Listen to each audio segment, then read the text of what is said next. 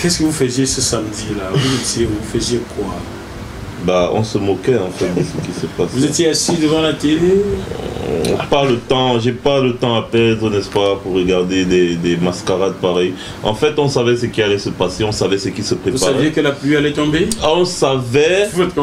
Non, on ne savait pas que la pluie allait tomber, mais on se doutait que quelque chose allait arriver pour troubler cette réunion de vampires. Parce qu'en réalité, c'était un bal de vampires.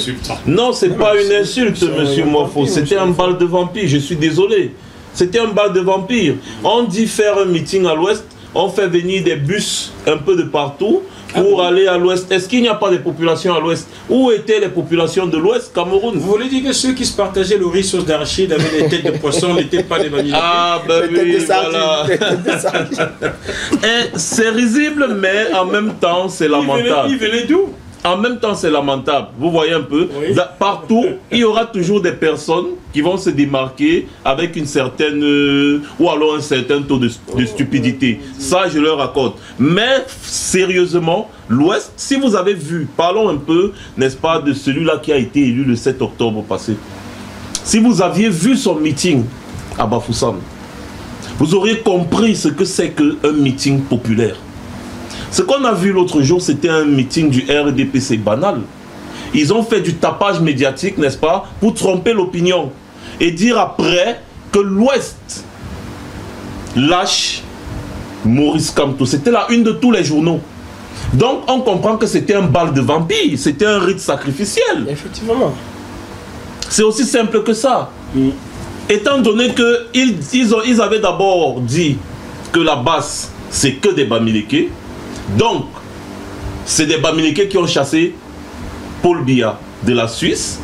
Il fallait organiser maintenant un meeting puisqu'il se disait déjà que ces gens-là sont en train de nourrir une haine anti-Bamileke. Enfin, manipulateurs qu'ils sont, ils sont allés organiser un meeting en terre Bamileke, n'est-ce pas? Pour montrer aux gens que non, voilà, c'est comme ça. De la manipulation des consciences. Pour ensuite, à l'issue de ce meeting, qui ne s'est pas bien déroulé d'ailleurs, on a vu leur champion Paul Biya était dans l'eau. Voilà. Donc, à l'issue de ce meeting qui ne s'est pas bien déroulé, ils ont scandé partout le lendemain, dès le lendemain à la une de tous les journaux, que l'Ouest Cameroun lâche Maurice Kamto. L'Ouest Cameroun, c'est le RDPC, parce que nous avons vu un meeting du RDPC, tout le monde était habillé en RDPC. L'Ouest Cameroun, c'est le RDPC. J'ai envie de me poser cette question. Et ceux qui seraient venus de partout en bus, là, sont-ils de l'Ouest? Non. C'est aussi la question que j'aimerais poser. Marie-Paul y était? Ah oui, elle était là. Marie-Paul, il faut que tu me dises ça. Hein? Car au-delà de tout, voilà, il y a ma relation avec toi perso. Avant que tu n'éradiques les Bamileke, explique-moi un peu. Est-ce que tu es de l'Ouest? Ah oui, elle m'a dit qu'elle est de Mibamon. Ah ouais, des gens qui vont sur des plateformes médiatiques, n'est-ce pas, dire que l'homme Bamileke ne pourra jamais gouverner le Cameroun. Mais qui a dit ça? Je parle toujours de la dame que vous venez, j'ai horreur de prononcer le nom de cette dame parce que, ben voilà, vous l'avez dit. Il y a des preuves, il y a des évidences. C'est parce que nous sommes sur un plateau de télé, je vous fournirai toutes ces preuves-là. Vous me les envoyez, je vais incruster. Effectivement. Un Bamileke, les Bamileke, c'est le commerce et la porcherie. C'est la porcherie en fait pour dire la saleté. Ils ne savent pas que normalement les porcs en majorité sont élevés au nord Cameroun. Ils ne sont pas assez cultivés pour le savoir. Chez les bêtis, on ne fait jamais rien sans manger l'ongoué. Attendez, je continue. Mon maître avait apporté une pâte de porc en classe, on l'appelait l'ongoué. C'est même l'élément le plus essentiel pour une dot. Pour une dot, n'est-ce pas? Et elle dit que eux, quand elle dit eux, elle précise bien nous les bêtis, nous sommes intelligents, nous sommes beaux, nous sommes nés pour gouverner. Ah bon? C'est leur mot, c'est leur parole. Et c'est ces gens, n'est-ce pas, qui sont proches du RDPC. Ce n'est pas du sabotage, c'est la vérité. Et les faits sont là. Mais dans un pays normal, elle serait poursuivie en justice. Effectivement, voilà pourquoi dans la Nouvelle République, il faut pénaliser le tribalisme.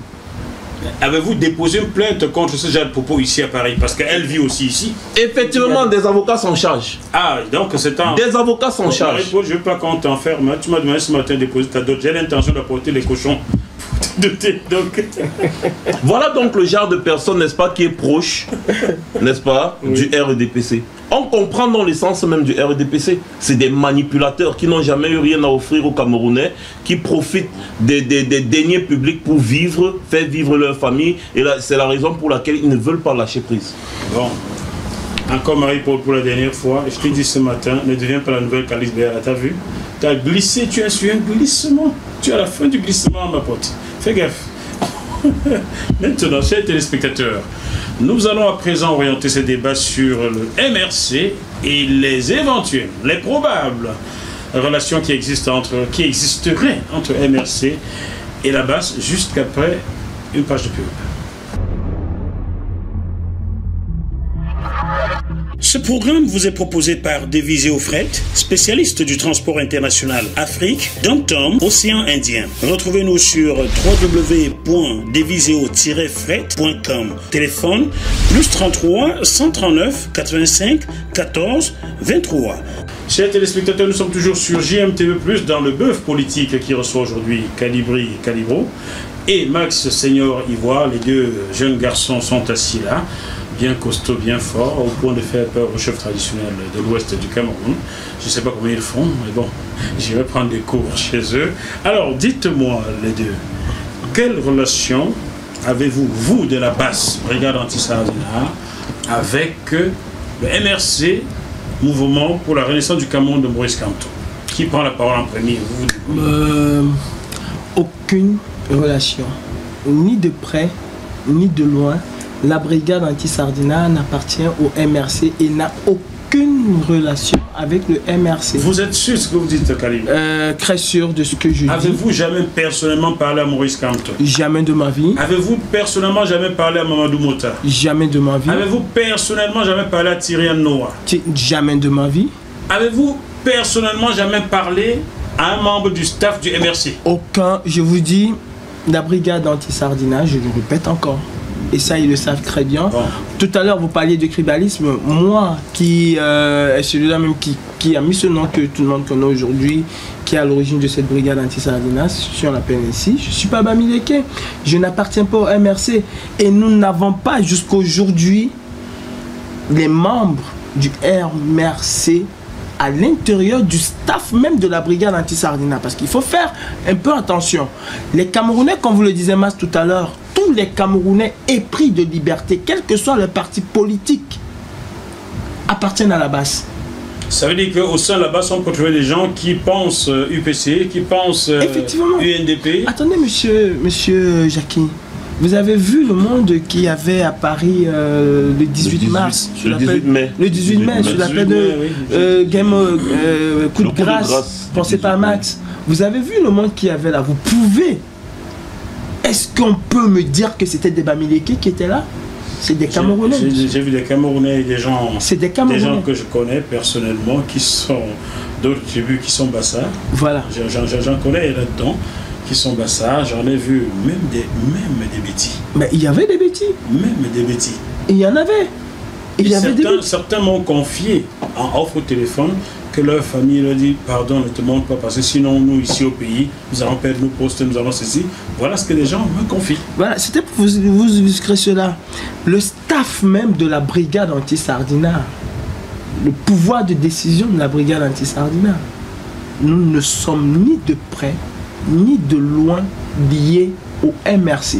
Ceci étant dit, depuis le 8 octobre 2018, nous avons décidé nous ranger du côté du professeur président élu Maurice Kamto. Pourquoi, Max Ivoire, vous avez pris cette décision-là?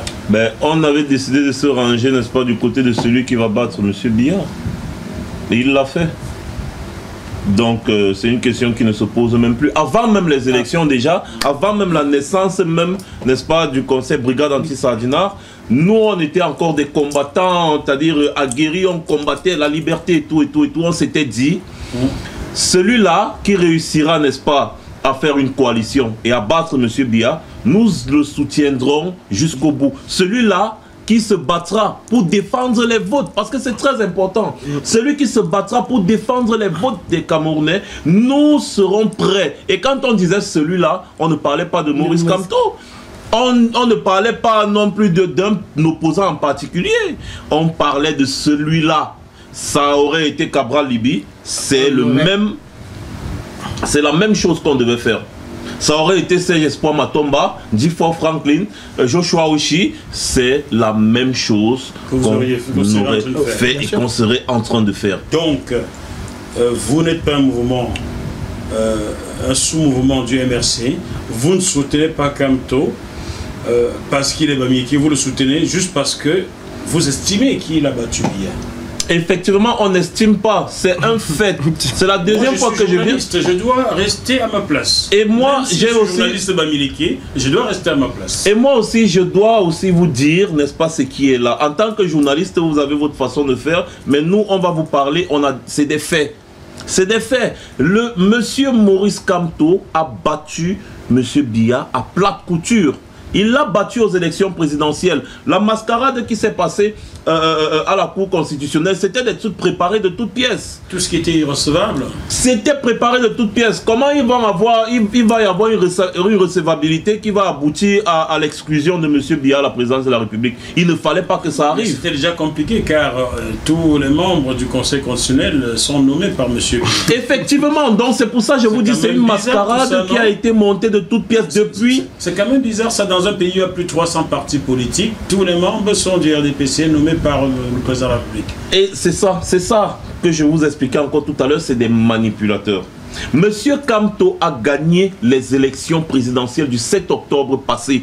Le 7 octobre soir, après certains résultats que moi, Max Seigneur Ivoire, on m'a envoyé, on a un peu compilé un peu de partout. Le 7 octobre soir, souvenez-vous, je parlais déjà d'une troisième république. Nous parlions déjà d'une troisième république parce qu'il y avait des faits.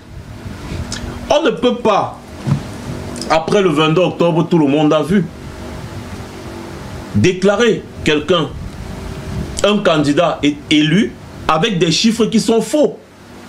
Lorsque vous faites la compilation des pourcentages, ça donne 100,48%. Monsieur Jacques Moifo, je sais que vous n'êtes pas mathématicien. Mais je suis Bamileke, je compte l'argent. 100,48%, ça vient d'où? Oh. Deuxième point. J'ai vu à Baganti, il y avait 103%. Voilà. Deuxième point, parlons dans la globalité. Le fief de Madame Cortés. Eh oui, parlons dans la globalité. C'est un parmi tant d'autres. Parlons dans la globalité. Comment ça se fait que Yaoundé, qui est le chef-lieu du centre, n'est-ce pas? Oui. Ah, peut-être, on prend un exemple, vous avez peut-être gagné à Yaoundé, ou alors vous avez des votes à Yaoundé, peut-être 20 000, ou alors 50 000 votes à Yaoundé, en votre faveur. Mais lorsqu'on fait la totalité des votes du centre, vous vous retrouvez avec 10 000. Ah, ça a pris des coups au Gabon. Vous vous souvenez, cette histoire dans le Haut-Togo où Ali Bongo a gagné avec 99,99%, même la poule avait voté à sa faveur. Ça s'entend. Ça, ce sont des faits. Parce que les gens ne comprennent toujours pas pourquoi le professeur Maurice Kamto, qui est le président élu, avait envoyé, n'est-ce pas, Maître Foguin à la commission de recensement des votes. C'était pour avoir ces preuves, les PV, les procès-verbaux sur lesquels la Cour constitutionnelle s'est basée pour proclamer les résultats. Il les a. Et il avait même fait une vidéo de présentation où il a déclaré tout ce que je suis en train de vous dire actuellement. Tous des résultats qui sont falsifiés. Et en plus des PV qui ne sont pas signés. Nous tous, nous savons que quand il y a des chiffres quelque part, il faut toujours signer. Tous les assesseurs doivent signer. Chers téléspectateurs, je peux en témoigner car je suis un ancien élu interne de l'UMP de Nicolas Sarkozy. À un moment, j'avais plus 2 années, j'avais quitté le journalisme et j'ai été élu dans les Hauts-de-Seine. Vous pouvez regarder sur Internet, j'avais été élu le samedi 15 novembre 2008 avec 61% des voix. Donc vraiment, c'était un score presque soviétique. J'avais été élu la main et plusieurs fois j'ai été assesseur de bureau de vote ici et chacun doit signer les PV à la fin. Donc si ça n'a pas été le cas au Cameroun, il y a un problème. Il y a un problème parce que le président élu leur avait damé le pion. Quand au lendemain du 7 octobre, il a déclaré qu'il a marqué le pénalty. Ils étaient obligés de faire du cafouillage Parce qu'en réalité, ce qui se fabrique dans les urnes, ces gens s'en foutent. Ils ont leur petit bureau secret où ils s'en vont mettre des chiffres, fabriquer des trucs pour aller proclamer les résultats. C'est ce qui a toujours été fait, mais il leur a damé le pion à ce moment-là. Ils ont commencé à paniquer. Vous voyez un peu? Donc, en réalité, il les a battus à leur propre jeu. Et tout à l'heure, vous parliez, n'est-ce pas, de président, de M. Biya comme étant président. On peut être légal, mais pas légitime. La légalité, ça se fabrique. Comme ce qu'on vient de vous expliquer tout à l'heure. Je peux vous prendre l'exemple peut-être de la peine de mort, par exemple. Ou alors de tuer quelqu'un. Quelqu'un peut être présent dans un pays, il fabrique une loi selon laquelle autoriser de tuer les gens à tout va, le vol n'est pas puni par la loi. Ce sont des lois. C'est des lois, mais on ne fabrique pas la légitimité. La légitimité, c'est le peuple qui la donne. Et le président légitime au Cameroun, aujourd'hui, c'est le président élu, Maurice Kamto. Paul Biya a fabriqué la loi pour être légal, mais il est illégitime. Et il le sait. Waouh. Alors, quelle relation avez-vous avec Mamadou Mota? Vous m'avez dit aucune relation. Alors, j'ai glané des informations ça et là. Il s'est dit que Mamadou Mota est aujourd'hui torturé parce que sur les réseaux sociaux, les gens se revendiquant de la base disent lui avoir causé. Ça c'est encore une incongruité. Écoutez, monsieur Jackie Moafo, nous ne sommes pas responsables des paroles de certaines personnes qui se réclament de la brigade anti-Sardina. La brigade anti-Sardina, c'est un éventail. C'est un éventail déjà. Il n'y a pas un processus d'adhésion à la brigade anti-Sardina. On vous a dit tantôt que tout Camerounais, n'est-ce pas, épris de justice appartient à la brigade anti-Sardina. Maintenant, si quelqu'un se réclamant de la brigade anti-Sardina dit avoir parlé avec Mamadou Mota, ça n'engage que lui, ce sont ses paroles. Cela signifie que n'importe qui pourrait se revendiquer de la brigade anti-Sardina et dire j'ai un jour parlé à Maurice Kamto, à Mamadou Mota. La brigade anti-Sardina a un porte-parole. Qui est? Qui est Stéphane Chumbo. D'accord, je ne l'ai jamais rencontré. Il est le porte-parole de la brigade anti-Sardina. En France ou partout? Il est le porte-parole de la brigade anti-Sardina. Déjà en France. Et ce qui concerne les États-Unis, il y a une personne qui est habilitée à parler pour les États-Unis. Qui est? Qui est Jacques Chonan. En ce qui concerne les UK, c'est-à-dire l'Angleterre, il y a aussi une personne qui est habilitée à parler pour qui est Sandy Boston, qui est Kingsley, que Mas parlait tout à l'heure. Maintenant, il y a des gens qui peuvent se réclamer de la brigade anti-Sardina. On peut pas. Et puis c'est un mouvement libre et populaire. D'accord. C'est un mouvement des Gilets jaunes en France. C'est comme effectivement. Maintenant, s'il y a quelqu'un qui se réclame de la brigade anti-Sardina et qui dit avoir parlé avec Mamadou Mota, ceci n'engage que cette personne-là. Mais nous, à la brigade anti-Sardina, ni de près, ni de loin, nous n'avons jamais eu une instruction de qui que ce soit venant du MRC. Et déjà, nous n'avons aucune instruction de qui que ce soit venant de qui que ce soit. Nous avons un état-major de la base en ce qui concerne la France pour gérer nos opérations. Et je peux vous le montrer, vous ne verrez jamais le nom de Mamadou Mota ou de qui que ce soit qui appartient à MRC. Avant-dernière question. Admettons que demain, Maurice Kamto et son staff arrivent à la tête du Cameroun. Est-ce que la base disparaîtra parce que M. Kamto avait au pouvoir? Bien, est-ce qu'elle continuera ses actions pour sanctionner M. Kamto lorsqu'il a fait des bêtises? Max venait de vous dire tout à l'heure que nous sommes épris de justice depuis 2017 que j'ai fait la connaissance de Max. Nous sommes épris de justice. La brigade anti-Sardina, je crois vous avoir déjà répondu, craquera même M. Kamto. Nous allons surveiller même les actions de M. Kamto. C'est-à-dire que M. Kamto nous a présenté un programme que nous avons aimé, mais nous n'avons pas suivi le programme de M. Kamto. Comme vous le disiez Mas tout à l'heure, quand nous avons commencé notre activisme politique, notre activisme personnel sur la toile, nous étions pour le peuple camerounais. Ça, il faut déjà que les gens le sachent. Et nous avons dit, comme vous le disiez Max, la personne qui va non seulement déclarer avoir gagné les élections, parce qu'on savait que face à Biya Paul, personne ne pouvait gagner les élections légalement, il fallait le prouver, et que la personne qui va se battre pour cette élection Vous avez bien un candidat de l'opposition qui vous a dit que c'est l'opposition, c'est un opposant qui a gagné. Mais il n'a pas donné de nom. Il n'a pas donné de nom. Aujourd'hui, on connaît très bien l'opposant qui a gagné. À partir du moment où tu dis c'est un opposant et que c'est pas toi, et qu'il y a un autre qui se réclame, ça veut dire tout simplement que c'est lui. Est-ce que c'est pas un jeu trouble qu'il joue? Mais non. J'ai republié ce sujet de M. Kabal Libi et je l'ai intitulé À quoi joue Kabal Libi? Il a déjà dit que c'est un opposant qui l'a gagné. Et le professeur président élu, M. Maurice Kamto, n'a jamais attendu déjà que celui-là le déclare. Puisque très vite, il a dit... C'était le lendemain. C'était le lendemain, puisque très vite, il a dit qu'il a marqué le penalty. Moi, je vous disais, la brigade anti-Sardina va rester, même après la session à la magistrature suprême du professeur président Maurice Kamto. Nous allons contrôler les actions de ce gouvernement. Nous sommes appelés à protéger les intérêts des Camerounais.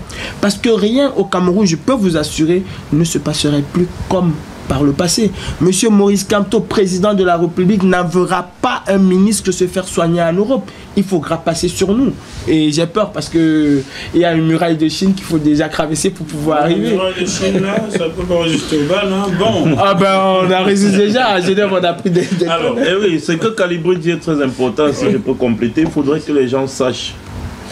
Nous ne nous battons pas pour quelqu'un en particulier. Nous nous battons d'abord pour la libération de notre pays. C'est très important. Cette libération passera certainement par le président élu. Mais nous nous battons pour la libération du pays. Parce que des gens veulent toujours faire l'assimilation de notre combat, n'est-ce pas, avec M. Kamto. Donc ce qui voudra dire quoi? Que si M. Kamto prend le pouvoir, nous on s'éteint. J'ai envie de leur dire que vous vous trompez. Et c'est pour ça que je dis toujours aux gens, il faut bien réfléchir avant de parler. Nous nous battons pour la justice, l'équité, les meilleures conditions de vie pour les Camerounais. Cela signifie que si le prochain président de la République, qui est le président élu, prend ses fonctions et se comporte comme M. Biya, nous avons le devoir moral de le combattre. L'obligation morale de le combattre. C'est très important et il faut le préciser. Notre combat ne se limite pas, n'est-ce pas, à la personne de Maurice Kamto, mais au Cameroun. Chers téléspectateurs, j'espère que ce programme vous a plu. Dites-le à d'autres personnes. Et s'il ne vous a pas plu, dites-le à nous et nous changerons quelque chose. Pour terminer, je dirais tout simplement ceci, sous votre contrôle, bien entendu, sous vos contrôles, car vous contrôlerez le Cameroun désormais, donc ceux qui parleront du Cameroun seront aussi contrôlés. Sachez, chers téléspectateurs, que les menaces de mort, oui, j'en ai reçu, mais je continuerai à vivre, je travaillerai, je ne relâcherai pas mon boulot parce que je suis menacé par un tel autre. Nous sommes en France, terre de démocratie, où chacun a le droit de s'exprimer en respectant les droits de l'autre. Et je pense, c'est ce que je fais. Je suis également journaliste français. Vous venez de voir ma carte qui est avec du Club Presse France. Je travaille donc comme journaliste et mon rôle est de poser des questions, de donner la parole à tout un chacun, du moins à ceux qui souhaitent la prendre, n'est-ce pas? J'invite donc tout Camerounais, tout Africain francophone à m'interpeller pour prendre la parole sur mon plateau. Cela ne fait pas de moi un opposant, et même si je l'étais. Les journalistes du Figaro en France sont tous de droite. Les journalistes de Libération en France sont tous de gauche. Est-ce que cela fait d'eux des journalistes à abattre? Vous, qui dirigez le Cameroun, avez tous fait des études ici, en Occident. Prenez-en de la graine un peu. Prenez un peu de la graine. Chers téléspectateurs, on se retrouve sur ce même plateau dans quelques jours avec d'autres invités. D'ici là, malgré la situation difficile, gardons quand même la banane. J'aurais aimé passer un appel. Il y a un blogueur, un activiste journaliste, vous parlez du journalisme tout à l'heure. Il y a Paul Chouta qui se trouve injustement dans les geôles de M. Biya. Je crois que votre studio porte bonheur aux journalistes, surtout quand on appelle la libération à partir d'ici. Je me souviens la dernière fois Michel Bienton, c'était ici que nous avons fait cet appel. Et Mars l'a fait, je l'ai fait. Et aujourd'hui, nous réitérons, nous demandons sans condition la libération de notre frère, ami, notre cher compatriote Paul Chouta. Il n'a pas sa place là où il se trouve à Kondengui. C'est quelqu'un qui travaille aussi pour le bien-être des Camerounais et il doit être libéré. Nous appelons tous les Camerounais à pouvoir se mobiliser, à avoir une pensée pour cet homme, parce que qui ne dit rien consent, et lui, il parle, il dit ce qu'il va, il dénonce, et il n'a pas sa place en prison. Nous appelons et nous exigeons la libération de Paul Chouta. Merci, Gilles. Je vous en prie, je vous rejoins dans cet appel-là. Paul Chouta n'a pas sa place en prison. J'envoie mes amitiés à sa femme Stella. Bonjour Stella. Nous pensons fort à vous et nous ne manquerons pas de nous manifester d'un moment à l'autre. Voilà. Salut à toi Paul et beaucoup de courage. À très bientôt. Bye bye. Merci à GMTV+. Continuez de donner la parole à ceux à qui on la refuse.